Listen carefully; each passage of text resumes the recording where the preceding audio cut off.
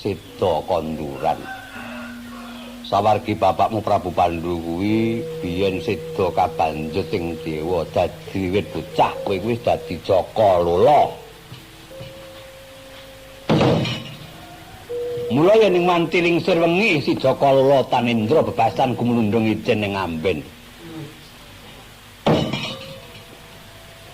Ora mokal yen to kowe kudu sungkem lahir batinmu marang si Kunti Nalibata Rajan iku ibumu kwalon nanging panganggepmu kudu tanpa beda kaya kang lairake kowe dhewe wiwit lahir prol. Saka kuwa karpaning madrim kuwi sing ngopeni kowe si Kunti. Tumuli matur ngger kowe arep duwe perlu apa? Sowan marang Mandraka kulup. Nggih, Wong.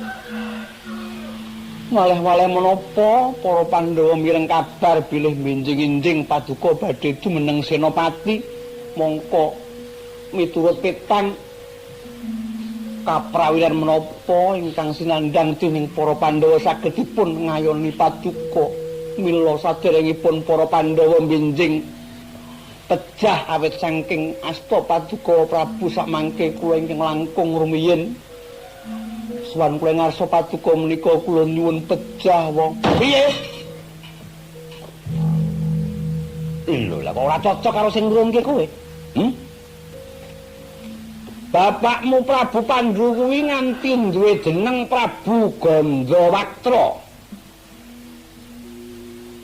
Jalaran sawargi bapakmu mau kedunungan ngilmuning prajurit nganti dadi prajuriting dewa. Lah kok dibul anak-anak kowe nggih. Bapakmu gajah kowe kok cempe. Oh, lah yen aku dadi kowe isin. Kowe isin nom. Pontondriyamu genep, awakmu isih rasa, kiblatmu isih jembar, cangkahmu isih amba.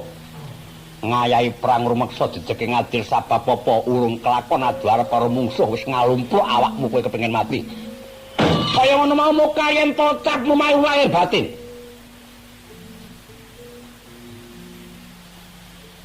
Lahir batoswa kowe muni ngono kuwi lahir batin apa ana sing dadi dalan tak takoni. Pitah menapa kula satunggaling satriya ngaturaken duracara bebendu menapa ingkang kula sandhang menawi atur kula mboten lahir tusing batos ning ya keneng bebendu jalaran aturmu mau ora lahir tekaning batin.